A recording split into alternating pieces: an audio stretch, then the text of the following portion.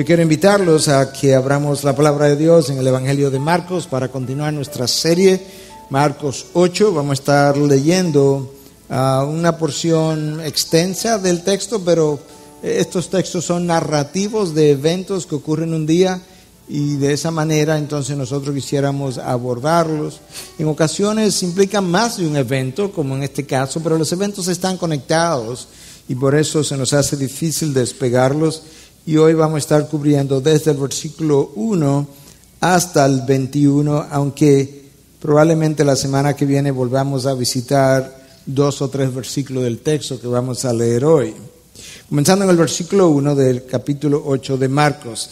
En aquellos días, cuando de nuevo había una gran multitud que no tenía qué comer, Jesús llamó a sus discípulos y les dijo: tengo compasión de la multitud, porque hace ya 3 días que están conmigo y no tienen qué comer. Y si los despido sin comer a sus casas, desfallecerán en el camino, pues algunos de ellos han venido de lejos. Sus discípulos les respondieron: ¿dónde podrá alguien encontrar lo suficiente para saciar de pan a estos aquí en el desierto? Y él les preguntó: ¿cuántos panes tenéis? Y ellos respondieron: 7. Entonces mandó a la multitud que se recostara en el suelo, y tomando los 7 panes y después de dar gracia los partió y los iba dando a sus discípulos para que los pusieran delante de la gente, y ellos los sirvieron a la multitud. También tenían unos pocos pececillos, y después de bendecirlos mandó que estos también los sirvieran. Todos comieron y se saciaron y recogieron de lo que sobró de los pedazos 7 canastas. Los que comieron eran unos 4,000 y los despidió. Y subiendo enseguida a la barca con sus discípulos fue a la región de Dalmanuta. Entonces salieron los fariseos y comenzaron a discutir con él, buscando de él una señal del cielo para ponerle a prueba. Suspirando profundamente en su espíritu, dijo: ¿por qué pide señal esta generación? En verdad os digo que no se le dará señal a esta generación. Y dejándolos se embarcó otra vez y se fue al otro lado. Se habían olvidado de tomar panes y no tenían consigo en la barca sino solo un pan. Y él les encargaba diciendo: tened cuidado, guardaos de la levadura de los fariseos y la levadura de Herodes. Y ellos discutían entre sí que no tenían panes. Y dándose cuenta Jesús les dijo: ¿por qué discutís que no tenéis pan? ¿Aún no comprendéis ni entendéis? ¿Tenéis el corazón endurecido? ¿Teniendo ojos no veis? ¿Teniendo oídos no oís? ¿No recordáis cuando partí los 5 panes entre los 5,000? ¿Cuántas cestas llenas de pedazos recogisteis? Y ellos respondieron: 12. Y cuando partí los 7 panes entre los 4,000, ¿cuántas canastas llenas de los pedazos recogisteis? Y ellos le dijeron: 7. Y les dijo: ¿aún no entendéis? Padre, gracias te damos, porque tu palabra es viva y eficaz, y al día de hoy sigue teniendo el mismo efecto que cuando fue inspirada. Aquí estamos nosotros bajo tu enseñanza para nuestra edificación, para tu glorificación, para nuestra convicción, para nuestro crecimiento. Oh Dios, queremos ponernos todos en la mesa de cirugía y pedirte a ti que tú hagas cirugía de corazón en esta mañana. Que tú nos puedas hacer un electrocardiograma espiritual y determinar la condición de mi corazón. Y que tú nos permitas seguir creciendo en gracia para la gloria de tu nombre, en Cristo Jesús. Amén. Amén. Bueno, algunos de ustedes cuando comenzaron a leer el texto o a oírlo, quizás se dijeron: esto como que suena familiar. Porque ya en Marcos habíamos visto una ocasión primera donde Jesús había multiplicado los panes, de manera que esta es la segunda vez y la última que Jesús va a hacer algo como esto. Entre un pasaje y otro hay similitudes y hay diferencias. Y esas similitudes ha hecho que algunos académicos piensen que Marcos simplemente está relatando dos veces un mismo suceso. Pero la realidad es que las diferencias son mucho más significativas que las similitudes, y al final del texto el mismo Cristo se encarga de comparar ambos eventos. ¿Cuántas cestas recogisteis cuando me dieron 5 panes y yo lo multipliqué? Bueno, 12, Señor. ¿Y cuántas canastas recogisteis ahora cuando alimenté a los 4,000? Bueno, Señor, 7. De manera que yo creo que queda más o menos claro, por lo menos para mí, que ciertamente estos representan dos eventos distintos. Pero yo creo que vale la pena comparar el uno y el otro para ver esas diferencias, ver esas similitudes, y a la vez preguntarnos o permitir que Dios nos pregunte a nosotros: ¿qué estás percibiendo como enseñanza para ti en el día de hoy? El primer milagro de la multiplicación de los panes, donde habían 5,000 hombres, es relatado en Marcos 6. Este está en Marcos 8. En ambas ocasiones la localidad era el desierto. Un lugar donde no había nada, no había lugar de donde poder proveer alimentación para esta multitud. En el primer caso, Jesús había estado ministrando en territorio hebreo o judío. En este caso, aunque no está completamente claro, pero la mayoría de los académicos concluyen que lo más probable es que él está todavía en Decápolis. No hay ninguna mención distinta entre cuando él estaba en Decápolis y este milagro que acaba de ser leído o descrito. De manera que la mayoría asume que él todavía está en territorio gentil, y eso también nos establece otra diferencia. Y si ese es el caso, quizás Jesús está tratando de comunicar que los gentiles también serían parte de este plan de redención, como efecto así era. O quizás estaba tratando de comunicar que de la misma manera que el pueblo hebreo estaba siendo alimentado por él física y espiritualmente, el pueblo gentil tenía que ser alimentado física y espiritualmente por igual. Quizás. En el primer milagro, Jesús los ve a la multitud y tiene compasión, pero ocurre al final de un día. Habían estado con él por un solo día. En este caso, el texto nos dice que habían estado con él por 3 días. En el primer caso, la alimentación ocurre al final del día. En este caso, ocurre al final de 3 días de estar con él y de ministración. Y ciertamente nos parecería un tanto extraño que pueda haber una multitud tan grande como 4,000 personas que pudieran estar con el maestro por 3 días consecutivos. Y ciertamente estas son cosas extraordinarias, y cuando tú lees la historia de los avivamientos, cosas como esas han ocurrido. Cosas un tanto extrañas que uno no se la explicaría de manera ordinaria, pero cosas milagrosas han ocurrido, como comenzar un servicio un domingo en la mañana, como estamos iniciando hoy, común y corriente, y no terminar hasta el miércoles siguiente. Eso ha ocurrido más de una vez. 24 horas al día, las puertas abiertas, gente presente, gente predicando, gente enseñando, gente adorando, gente cantando, gente dando testimonio. De manera que esto es extraordinario, pero no es exclusivo el hecho de que cuando Dios se desborda, tú veas la iglesia llena, actividades múltiples, la gente no la puedes parar, la gente asistiendo y queriendo ser alimentada. En el primer caso se nos habla de que habían 5,000 hombres, y la palabra usada ahí es hombres para referirse a varones, de manera que posiblemente habían 8 o 10,000 personas, contando, imaginándonos la presencia de mujeres y niños o adolescentes o jóvenes. En este caso el texto dice que habían 4,000 personas, no usa la palabra varones, sino personas, de manera que esto es una multitud grande, pero quizás un poco más pequeña que la anterior. La vez primera Jesús mandó a la gente a sentarse o recostarse sobre la grama. En este caso Él les dice que se acuesten sobre el suelo. Aparentemente en aquella ocasión había un lugar de grama donde estaban. En esta ocasión quizás era un simple tierra. Por otro lado, en la primera ocasión, Jesús los manda a agruparse en grupos de 100 y de 50. En esta ocasión no hay instrucciones de ese tipo. En Marcos 6, Jesús pide o pregunta, hace un inventario de lo que hay en mano, y ellos le traen 5 panes y 2 peces. Y él ora y los multiplica. En esta ocasión, él vuelve a preguntar, ¿qué tenemos? Le dice, tenemos 7 panes y algunos pececillos. La palabra ahí es peces pequeños, quizá tipo sardinas. Eso nos da una idea.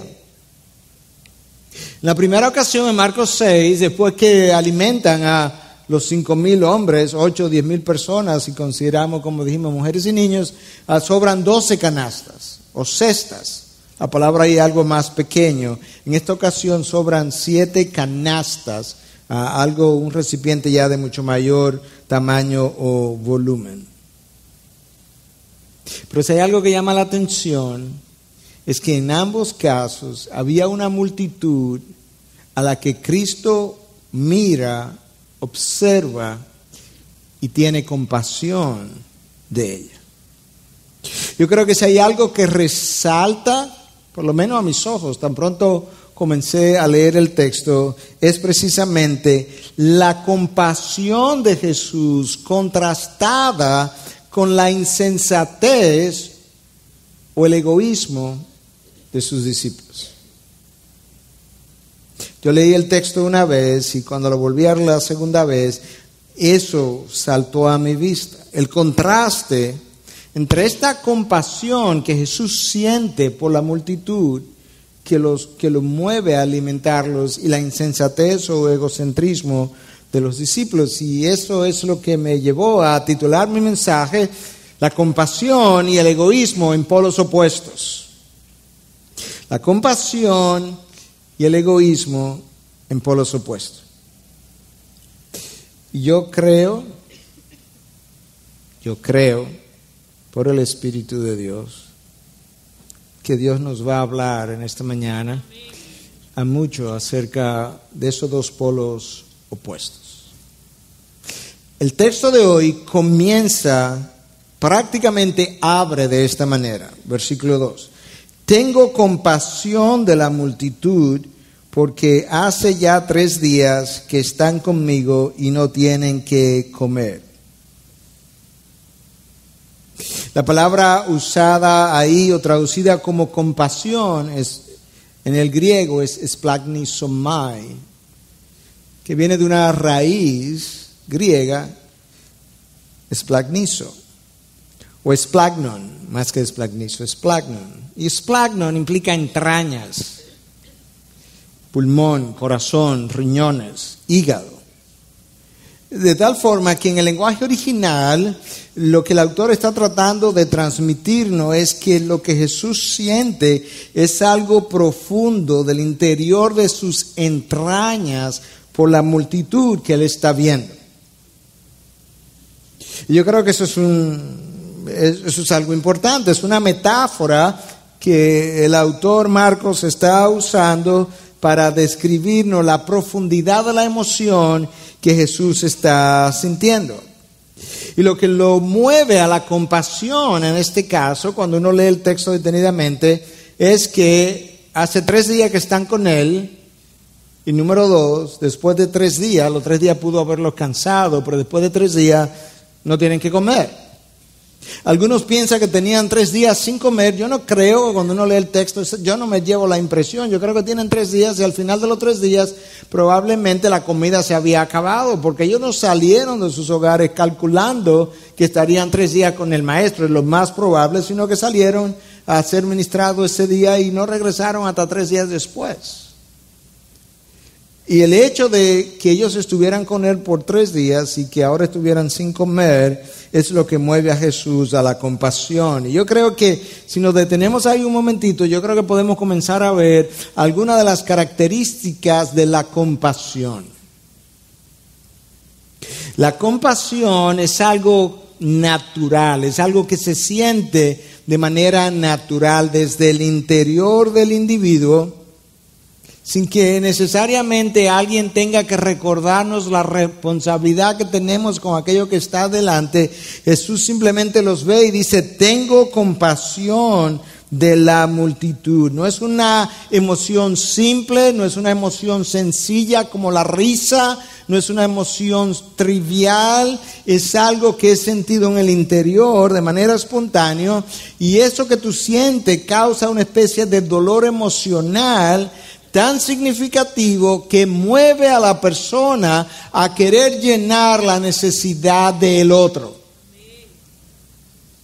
No es simplemente reconocer la necesidad del otro, no es simplemente incluso sentir el dolor, es sentir un dolor hasta el punto que tú te sientes movido a querer llenar esa necesidad, aunque en ocasiones quizás no lo pueda hacer porque a lo mejor es un reporte televisivo que estás viendo, pero tú quisieras poder hacerlo. Y eso es lo que tú ves en Jesús, es algo que te mueve.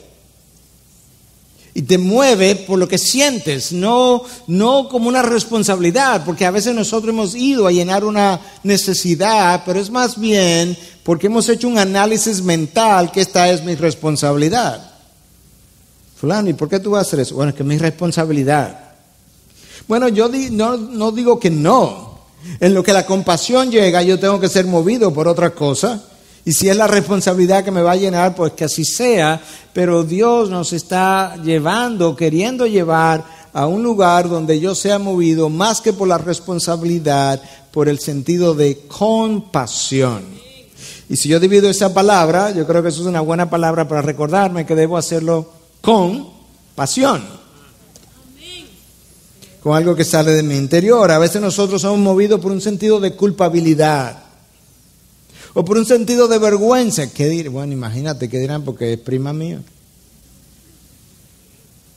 Y Jesús es movido por otra cosa. Entonces lo primero es que la compasión es una emoción natural que surge, que me causa un dolor emocional que me mueve o me hace querer hacer algo por el otro.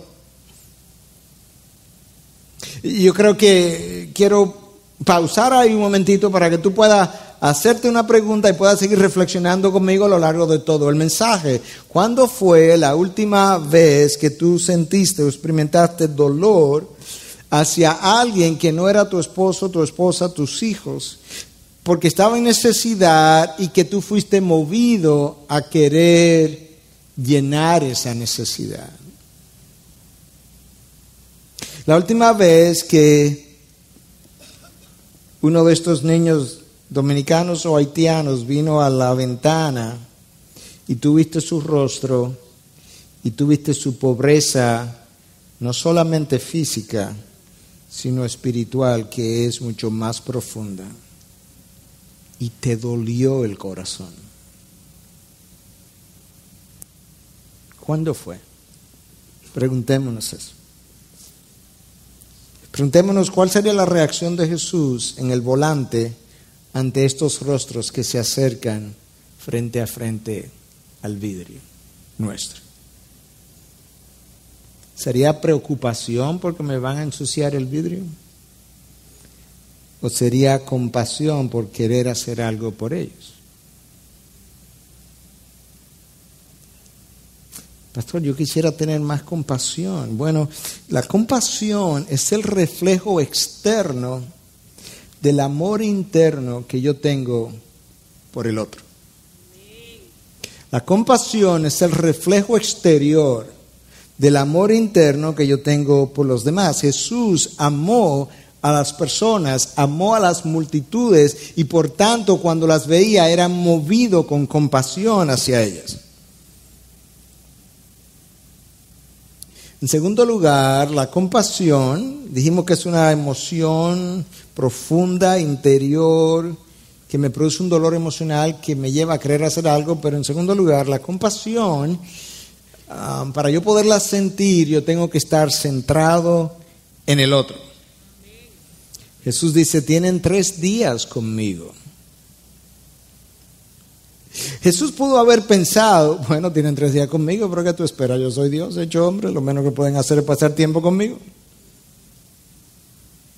Es que yo me lo merezco. Imagínate que alguien se hubiera quejado y hubiese dicho, maestro, pero tenemos 3 días contigo ya. Jesús pudo haber dicho, ¿tú quieres pasar la eternidad con Dios y estás quejando de 3 días? Pero eso no es lo que él siente. Él es capaz de identificarse con la necesidad física, temporal, del momento y decir, discípulos, tienen 3 días conmigo. Él está preocupado por el estado de la multitud 72 horas después. Y la razón por la que él está preocupado es porque él no está centrado en lo que él es, Dios, como verdaderamente lo era, sino que su mente está centrada en el otro. Para yo experimentar compasión, yo tengo que salirme de mí mismo y poderme centrar en el otro. En tercer lugar, yo tengo que estar tan centrado en ese otro que yo me percato de las necesidades que él o ella tiene. Y Jesús dice, no solamente tienen 3 días conmigo, es que ya me percaté que tienen hambre. Ya o escuché o vi a gente que está desfalleciendo y algo tenemos que hacer. Eso es otra de las características de la compasión, que no simplemente se centra en el otro en el sentido de que, wow, sí, de verdad, ya tienen 3 días, están cansados, sino que piensa cuál es el resultado de los 3 días con el maestro y dice, bueno, también es que tienen hambre y tenemos que hacer algo. Y en cuarto lugar, la compasión toma en cuenta las consecuencias que el otro podría sufrir si yo no hago algo. Escucha lo que Jesús dice en el versículo 3. Y si los despido sin comer a sus casas, desfallecerán en el camino, pues algunos de ellos han venido de lejos. Jesús se percata de los 3 días, se percata de la falta de pan y al mismo tiempo ha podido llegar a la conclusión, ha podido calcular, si no hacemos algo, aquí hay un peligro y es que es posible que en el camino algunos desfallezcan, porque algunos han venido de tan lejos y ahora se van con hambre y cansados. Imagino que no durmieron mucho tampoco, porque a la intemperie en el piso. La compasión es sensible, es considerada, ve la necesidad humana, la quiere llenar y considera las consecuencias de él no llenarlas. Eso es lo que vemos en Jesús. La respuesta de Jesús fue la de la compasión, la respuesta de los discípulos fue de preocupación y de cierto temor. Escucha en el versículo 4, sus discípulos le respondieron, ¿dónde podrá alguien, no nosotros, alguien, encontrar lo suficiente para saciar de pan a estos aquí en el desierto? En caso de que tú no te hubieses percatado, maestro, estamos en el desierto. Además hay que encontrar a alguien que pueda hacer eso. La preocupación de los discípulos siempre fue por el aquí y el ahora, el aquí y el desierto. Por eso no podían ver ni recordar lo que el maestro había hecho o estaba haciendo o estaba a punto de hacer. Su mente siempre estuvo en lo conveniente. Y eso es uno de nuestros problemas. Cuando alguien nos llama, nos pide un favor, a veces tardamos en responder porque yo estoy catalogando en mi mente todas las inconveniencias que eso me va a causar.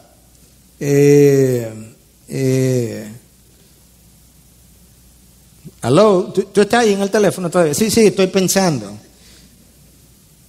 Yo estoy buscando, calculando todas las inconveniencias que eso pudiera causar. Gastar nunca estaba en la mente de los discípulos. Eso nunca fue su idea, que gaste otro. En el primer milagro, maestro, ¿quién tiene 200 denarios para todo este pan? Y la solución más a flor de piel era despachar a la gente. Despáchalo. Tanto en el primer milagro como en esto. Esa es la insinuación. Estamos en un desierto, aquí no hay nada. ¿Quién va a suplir? Mándalo para la casa. Ellos quieren que Jesús se percate, como yo mencionaba, de que estaba en el desierto por un lado y por otro lado que no había nada que hacer. Y Jesús estaba tratando no solamente de llenar la necesidad física de aquellos que tenían 3 días con él y con hambre, estaba tratando de hacer algo en el corazón de sus discípulos, que era quizá más importante que llenar su estómago, era llenar su corazón. Los discípulos habían estado meses atrás, semanas atrás, en otra multiplicación. Ellos pudieron haberse acercado al maestro y le hubiesen podido decir: maestro, con todo respeto, nosotros nos recordamos que hace varias semanas tú multiplicaste 5 panes y 2 peces. ¿Habría alguna posibilidad de que tú hagas algo como eso ahora? Ellos pudieron haber hecho eso de la misma manera que nosotros hacemos una petición de oración. La diferencia está en que cuando yo oro, yo no estoy viendo a Dios ni lo tengo físicamente de frente, y ellos sí lo tenían. Pero yo me puedo imaginar un pensamiento o diálogo como este entre ellos. Mejor quedémonos callados, porque si a Jesús se le ocurre multiplicar los panes otra vez, aquí va a haber que sentar la gente, va a haber que repartir a 4,000. ¿Sabes lo que son 4,000 personas? Para después entonces comenzar a recoger todo lo que sobre en canasta. ¿Te acuerdas de la otra vez? Ellos seguro que están cansados, mejor que se vayan para la casa. Además, a la gente hay que enseñarles responsabilidad. ¿Quién los manda?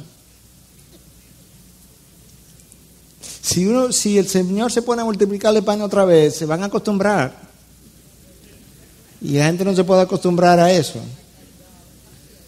Por eso que a mí no me gusta ayudar a nadie. ¿Suena familiar? Y aparte de eso, que así que no se acostumbren, porque luego se acostumbran a eso. Vienen siempre donde uno.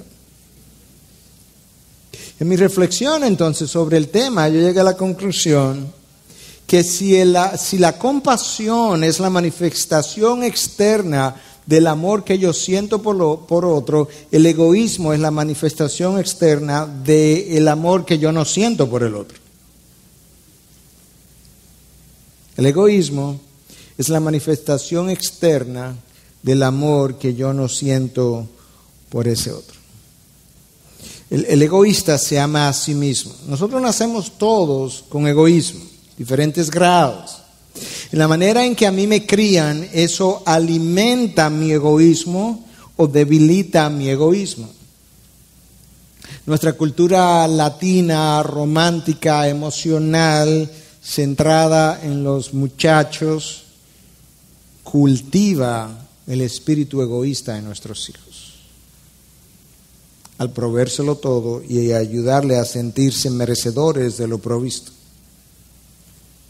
El egoísta se ama a sí mismo, pero de una manera pecaminosa. Dios entiende que debe haber un amor propio sano y santo cuando Él dice: ama a tu prójimo como a ti mismo. Pero el egoísta no se ama de esa manera, él se ama de manera pecaminosa, de tal forma que en su consideración de hacer algo, el otro o no entra o entra en tercero y cuarto y quinto lugar. El egoísmo no se inmuta ante la necesidad del otro. El egoísmo no tiene sentido de urgencia. No, pero tampoco es así, no hay que ir tan rápido. Él no tiene sentido del tiempo. El egoísmo piensa más o menos como esto. El maestro dice que tienen 3 días con él. Eso no es mi problema. Nadie los mandó, ellos se pudieron haber ido. Nadie lo tiene aquí retenido obligadamente. De hecho, mira, fulano y fulano se fueron. ¿Por qué ellos no se fueron? ¿O quién los mandó? Yo no los obligué. En último caso, es el problema de Jesús. ¿Quién lo manda a hablar tanto? Si él no hubiese hablado tanto, ya al final del día, del primer día, lo despacha. Ellos tienen que aprender. Ellos tienen que aprender a irse más a tiempo y el maestro tiene que aprender a hablar un poco menos. Digo, sus enseñanzas son muy buenas y muy profundas, pero no hay... Él lo puede mandar y seguir al otro día. Yo me imagino conversaciones, pensamientos como esos, porque nosotros tenemos pensamientos y conversaciones como esas, yo le he oído.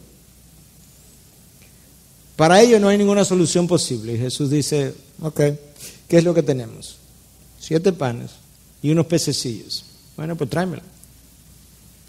¿Tú crees realmente que Jesús necesitaba los panes para alimentar a esa gente? Claro que no. Él de 7 panes produjo panes para 4,000 personas sin harina. Y abrió su boca y creó el universo. Él no necesita esos 7 panes. Lo que sí Jesús está tratando de enseñarnos es que en la relación que yo tengo con Dios hay una parte que a mí me toca hacer, hay una cosa que a mí me toca dar. Hay algo que yo tengo que compartir y entonces después de eso Él está dispuesto a hacer lo que solamente Él puede hacer. De manera que tenemos que ver qué es lo que hay de inventario, qué es lo que ustedes van a aportar en su esfuerzo para entonces yo con eso hacer lo que ustedes no podrían hacer. Y como no lo pueden hacer, no le toca a ustedes hacerlo. Me toca a mí hacerlo. Y eso es parte de lo que tú ves aquí. Jesús los manda a acostar en el suelo. La primera ocasión había grama alrededor, Jesús da gracias después de los panes y luego manda a buscar los pececillos y da gracias después de los pececillos. Algunos han dicho que en el contexto judío tú no das gracias 2 veces, sino una sola vez, que esto habla de que posiblemente estaba ante una audiencia gentil. Yo no sé si eso es así o no, pero son pinceladas que quizás revelan cosas que estábamos diciendo anteriormente. Al final del milagro todos terminan saciados. Hay 7 canastas, que han sido llenadas. Y el texto literalmente dice, todos se saciaron y sobraron 7 canastas y comieron todos. Con lo cual Jesús no estaba no solamente mostrando que Él es el proveedor, sino que su provisión es suficiente para saciar y para aún ir más allá de lo que es el saciarte a ti y a mí. Y eso es importante porque si hay algo que frecuentemente preocupa al creyente es si voy a tener en el día de mañana. Si voy a poder tener con qué mantenerme, con qué me voy a retirar. Esa es la enseñanza en el Sermón del Monte. Tú no has visto las aves del campo, tú no has visto los lirios del campo. Dime quién los mantiene hermosos y frondosos, quién provee para ellos. Y ellos hilan y no se preocupan y están siempre alimentados. Esta es la enseñanza, pero muchos de los hijos de Dios viven preocupados. Y esto es un recordatorio de que yo lo único que necesito hacer es conversar con Dios en medio de la carencia. El desierto representa una carencia. Con frecuencia, cuando yo oigo a un hijo de Dios atribuir su situación económica a la situación económica del país, una y otra vez yo vuelvo y digo, él no entiende a su Dios o no conoce a su Dios. Porque el Dios que yo conozco produce pan para 4,000 personas sin harina. Entonces, ¿cómo es posible que mi situación económica tenga que ver con la situación económica del país? Yo he visto negocios quebrar con la economía boyante y he visto negocios prosperar con la economía extremadamente deficiente. La vida del Hijo de Dios nunca ha dependido de las circunstancias a su alrededor. Por eso es que tú puedes tirar a los 3 amigos de Daniel en un horno de fuego y las llamas alrededor no consumirlos. Porque las circunstancias alrededor del Hijo de Dios no determinan su suerte final, su destino final. Son pruebas alrededor de nosotros, pero no determinan la condición en la que yo me encuentro. Y ahora el pueblo, o mejor dicho, la multitud está en el desierto, está en carencia, no hay pan, pero eso no va a determinar si vamos a comer o no vamos a comer. ¿Y quién lo va a determinar? Dios. Dios va a determinar si vamos a comer o no vamos a comer. De la misma manera que cuando el profeta fue donde la viuda y le dice, Elías va donde la viuda y dice, dame de comer. Y dice, bueno, es que yo tengo porción para un solo día y es para mí y mi hijo y después de eso nos vamos a morir. Y Elías le dice, dámela. Y luego entonces resulta que había comida todos los días por el tiempo que Elías estuvo con ella. De manera que aquí hay una enseñanza una vez más de la provisión de Dios en medio de la carencia y de la fe que yo necesito tener una y otra vez en medio de la necesidad, sabiendo que nada de lo que está a mi alrededor ha determinado las circunstancias en las que yo me encuentro. Puede ser que cosas que yo haya hecho, manejo irresponsable de los recursos de Dios, hayan determinado las circunstancias en que yo me encuentro. Eso es posible, pero no las circunstancias de alrededor. Tú estás vendiendo una casa, tú no la vas a vender porque el mercado de casa está bueno o está malo. Tú la vas a vender cuando Dios diga que se puede vender. Jesús despide a estos hombres y llega a esta región Dalmanuta. Y tan pronto llegó, vinieron los fariseos y le pidieron una señal que yo no voy a tratar en el mensaje de hoy en día, pero la petición de la señal que los fariseos querían era simplemente una revelación de la incredulidad en su corazón. Y un deseo de pedir una señal para encontrar falta con la señal para justificar su incredulidad. ¿Entiende cómo funciona esto de pedir señales? Dame una señal para yo encontrar falta con la señal para entonces justificar mi incredulidad. Jesús abandona ese lugar de Dalmanuta, se monta en la barca otra vez y se va con sus discípulos. Lo que él no, bueno, él sí lo sabía porque era Jesús, pero lo que los discípulos no se estaban percatando, quizás nosotros no nos percatamos si no leemos con detenimiento, es que cuando Jesús se monta en la barca otra vez, se embarca para irse al otro lado, él no estaba dejando la incredulidad con los fariseos, la incredulidad se montó con él. En el corazón de sus propios discípulos. Él lo sabía. Y sabemos que él lo sabía, no simplemente porque era Jesús, sino que está aquí en el versículo 15. Él dice, y les encargaba diciendo, tened cuidado, guardaos de la levadura de los fariseos y de la levadura de Herodes. Un poquito extraño la comparación de fariseos y Herodes, pero la levadura, tanto en el contexto hebreo como secular, era vista como símbolo de corrupción, de contaminación. Y él, conociendo lo que estaba en el interior del corazón de sus discípulos, dice, guardaos de la levadura, de la corrupción, de los fariseos y de Herodes. Los fariseos parecían externamente muy religiosos, muy piadosos, pero en el interior de ellos había mentira, había falta de compasión, había incredulidad, había orgullo. Guardaos de esa levadura. Y luego le dice, y guardaos de la levadura de Herodes. Herodes le gustaba oír a Juan el Bautista. Lo mandaba a llamar, oía sus sermones. Herodes sabía, por lo que el texto, uno de los textos que leímos hace pocas semanas atrás, que Juan el Bautista era un hombre justo, santo. Y a pesar de eso terminó decapitándolo. Conociendo que era un hombre justo y santo, terminó quitándole la vida. Herodes había sido contaminado por una corrupción, los fariseos también, y Jesús, sabiendo que en el corazón de estos discípulos, a pesar de las enseñanzas, había también corrupción de su fe, dice, guardaos, tened cuidado. Y entonces resulta que ellos se montan en el barco.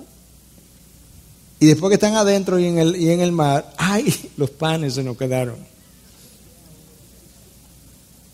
Y dice el texto que solamente había un solo pan. Bueno, 1 para 12, si estaban todos, la proporción es mayor que 7 para 4,000.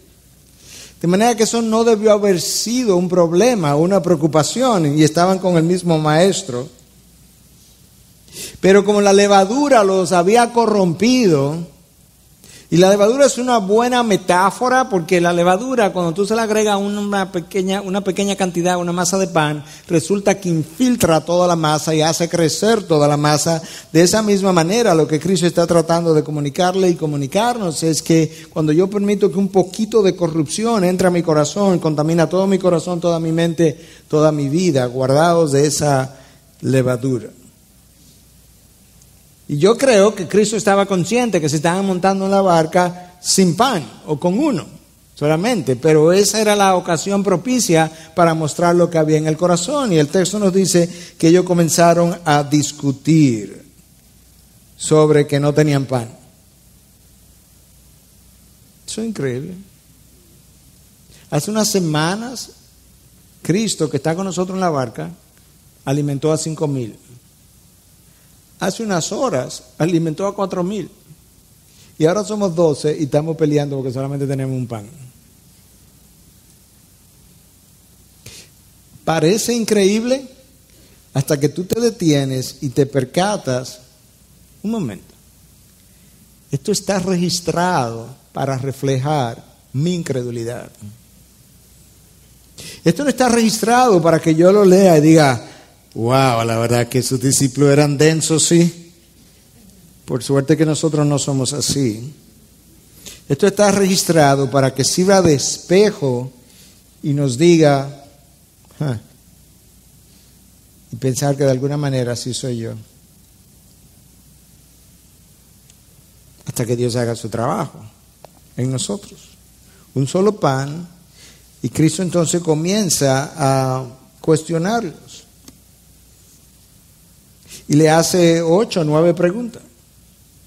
Escucha las preguntas que Cristo le hace, una detrás de la otra. ¿Por qué discutís que no tenéis pan? O sea, ¿cuál es el problema? ¿Por qué discutís? No es porque están conversando o pensando cómo se van a dividir el pan, no, ¿por qué están discutiendo? Pregunta número 1. ¿Aún no comprendéis ni entendéis? Pregunta número 2. ¿Tenéis el corazón endurecido? 3. ¿Teniendo ojos no veis? 4. ¿Teniendo oídos no oís? 5. ¿No recordáis? 6. ¿No recordáis cuando partí los 5 panes entre los 5,000? ¿Cuántas cestas llenas de pedazos recogisteis? 7. El número de preguntas van 7. Ellos le dijeron 12. Y cuando partí los 7 panes entre los 4,000, ¿cuántas canastas llenas de los pedazos recogiste? Pregunta número 8. Ellos le dijeron 7. Y les dijo, ¿aún no entendéis? Pregunta número 9. No le respondió nada, le hizo preguntas nada más. Ken Hughes, en su comentario sobre este pasaje, cuenta una ilustración que me pareció buena. Él dice que en una ocasión un hombre fue a un banco y le dice a la cajera que le dé dinero de su cuenta. Y la cajera le dice, bueno, pues fírmeme un cheque de su cuenta. Y él dice que no. Dice, bueno, pues no le puedo dar dinero.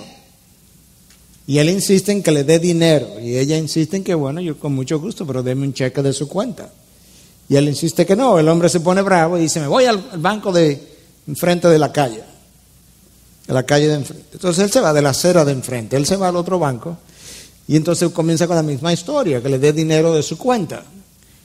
Y el cajero no le dice, bueno, deme un cheque. Y él dice, no, deme dinero de mi cuenta. Dice, con mucho gusto, pero deme un cheque. Como el hombre no cambiaba su retórica, el cajero lo cogió por el cuello, dice la historia, ¿verdad? Y lo chocó contra el counter, ¿cómo se llama esto? El mostrador, una y otra vez, ven. Y entonces el hombre firmó el cheque y le dio el cheque. Y le dieron su dinero. Él coge el dinero y cruza al banco del primer banco otra vez. Y le dice a la señorita, aquí está el dinero. ¿Usted ve que me lo dieron? Y él dice, ajá, ¿y cómo lo hicieron? Bueno, me explicaron.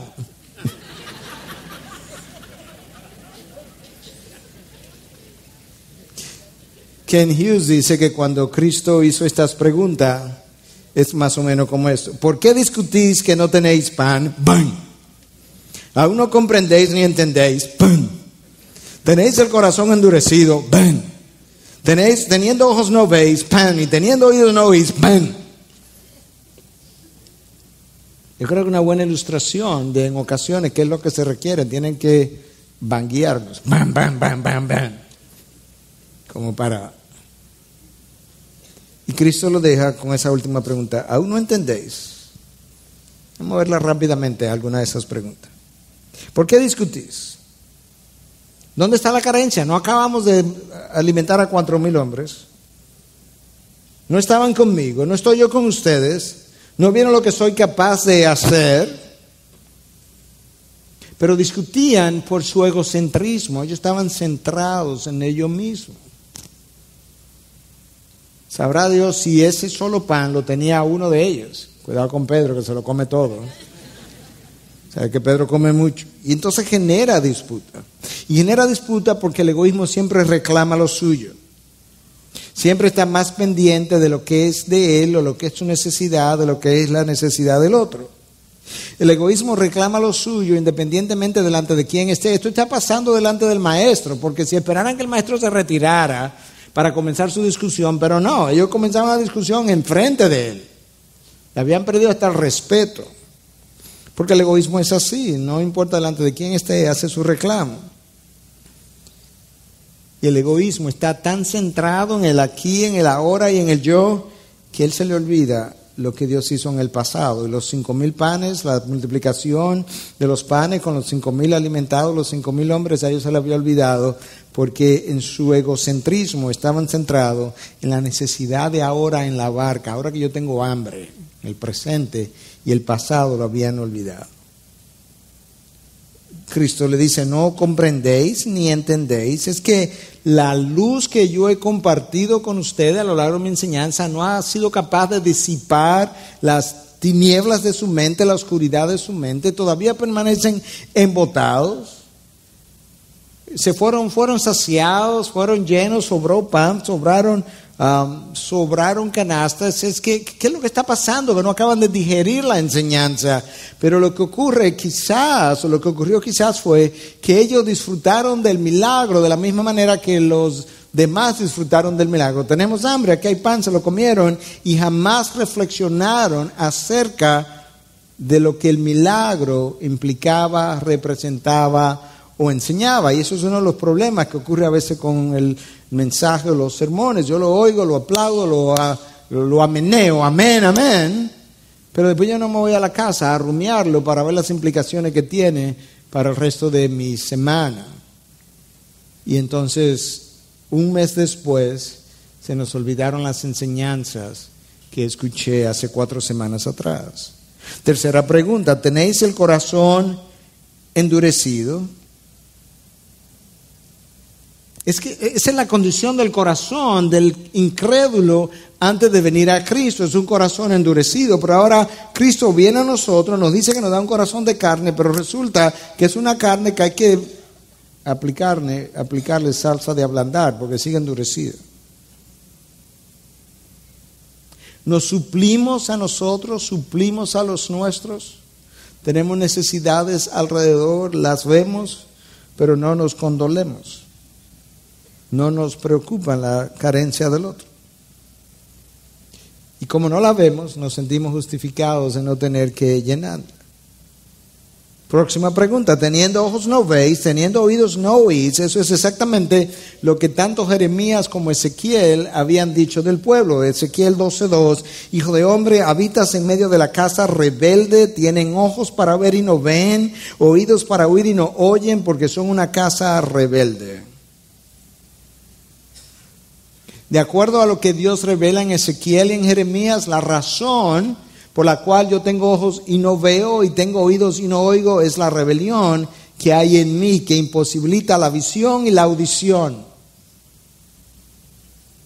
O si lo mira de otra manera, en el Salmo 115 Dios dice que el pueblo adoraba a ídolos que tienen con ojos que no ven, oídos que no oyen. Ustedes conocen la historia. Boca y no hablan. Y luego profetiza el salmista y dice, se convertirán como ellos.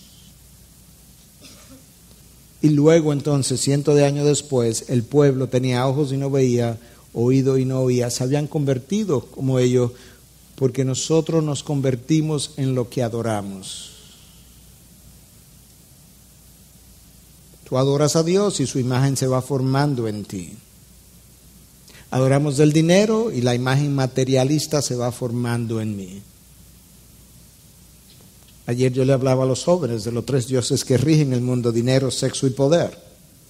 Adoras el poder y la imagen impositiva, controladora se va formando en mí. Adoras el sexo y la imagen de lujuria se va formando en mí. Te conviertes en lo que adoras. Y entonces mis ojos dejan de ver. ¿No recordáis? Dice Jesús.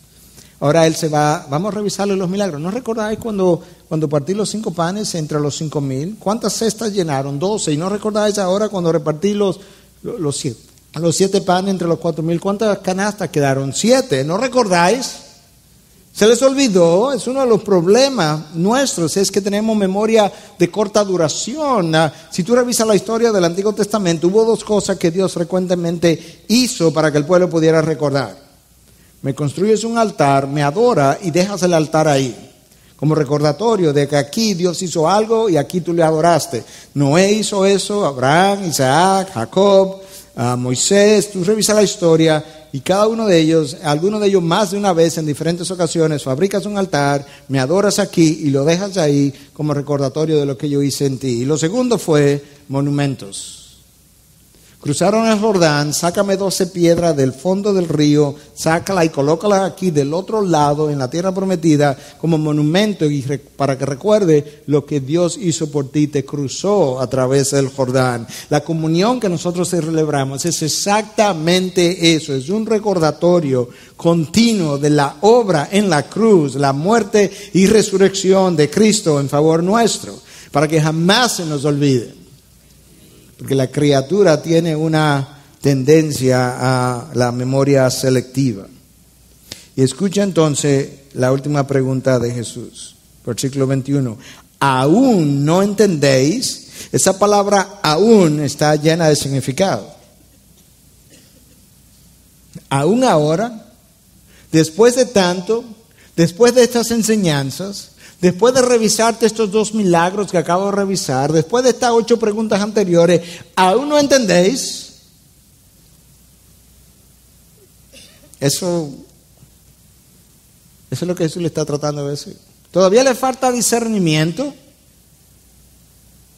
El discernimiento es una cualidad que Dios da, pero es una cualidad que yo cultivo después que Dios comienza a dármela. Y el autor del libro de Hebreos en el capítulo 5 dice que el discernimiento es algo que resulta como fruto de consumir la palabra de Dios que él llama carne, y al consumirla entonces los sentidos quedan ejercitados para diferenciar el bien del mal.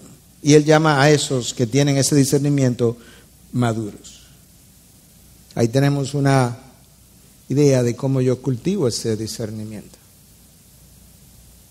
Mira si estaban embotados de manera recurrente, que cuando Jesús realiza la primera multiplicación de los panes, ocurre que Él multiplica los panes, se montan en la barca, Él monta a los discípulos en la barca, Él se va a la montaña a orar, se comienza la tormenta, Él se aparece en la madrugada caminando sobre las aguas, eventualmente entonces se monta en la barca, calma la tormenta.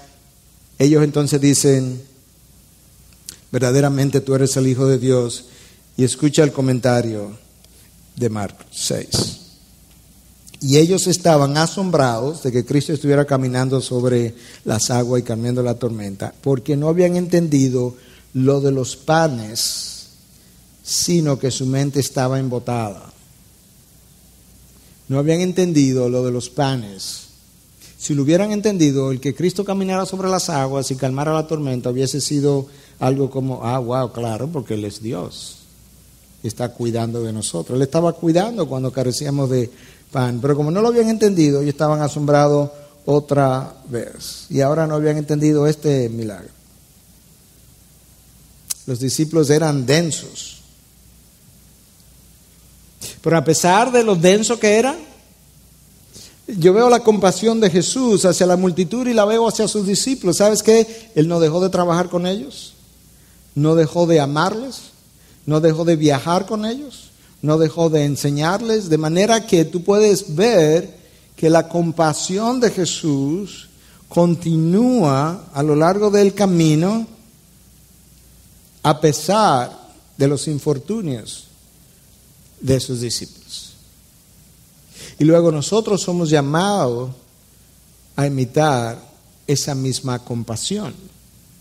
Dios es calificado en la palabra de Dios una y otra vez, sobre todo en el Antiguo Testamento. Si tú quieres conocer el carácter de Dios, tú tienes que sumergirte en el Antiguo Testamento. Entonces, no otra parte de la Biblia donde el carácter de Dios salga a relucir de una manera más extraordinaria como la revelación del Antiguo Testamento. Y una y otra vez en el Antiguo Testamento Dios es mencionado como compasivo, compasivo, compasivo, compasivo. De hecho, Nehemías 9:31 dice: pero en tu gran compasión no los exterminaste ni lo abandonaste, porque tú eres un Dios clemente y compasivo. La razón por la que no lo exterminaste en el desierto, la razón por la que no terminaste con los discípulos, la razón por la que no lo abandonaste es porque tú eres compasivo, tú eres clemente.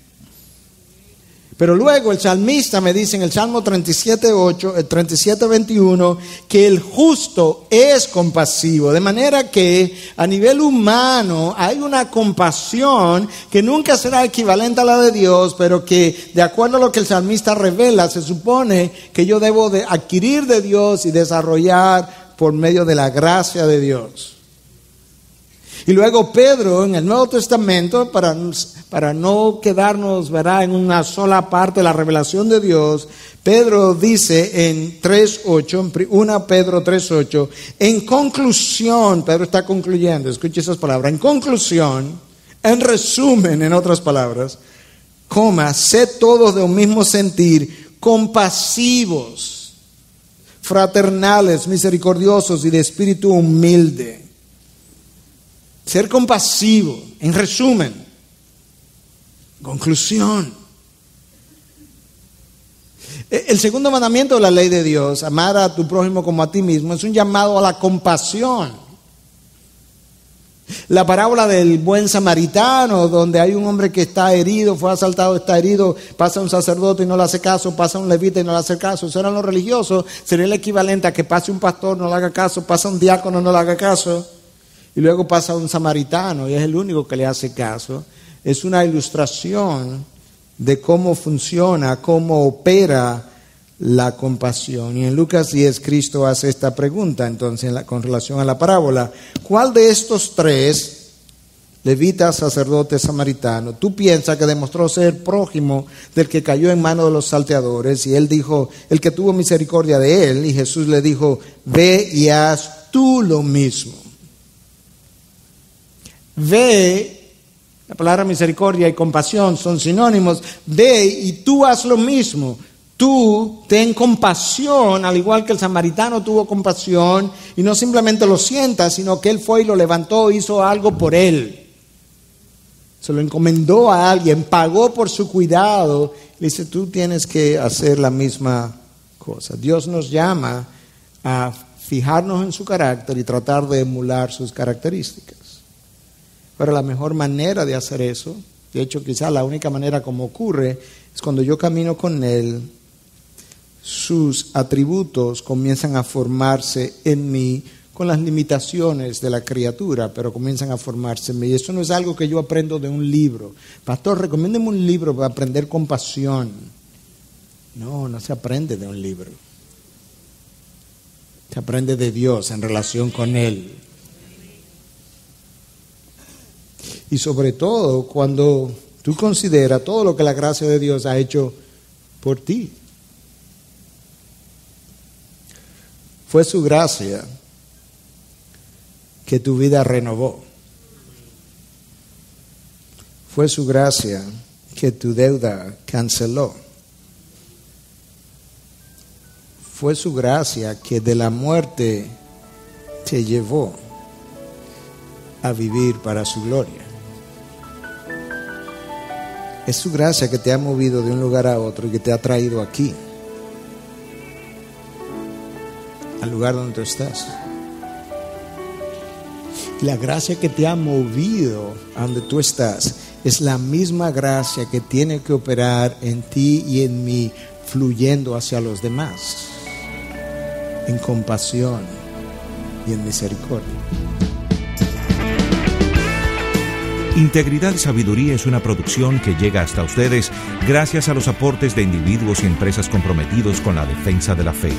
Para más información, preguntas y comentarios, visite nuestra página de internet www.integridadysabiduría.org. En esta página encontrará información sobre la producción de este y otros recursos que ponemos a su disposición, como también las formas en las que usted puede contribuir con la producción de programas como estos. Les invitamos nuevamente a visitar nuestra página de internet www.integridadysabiduría.org. Será hasta la próxima, cuando nos reencontremos con Integridad y Sabiduría.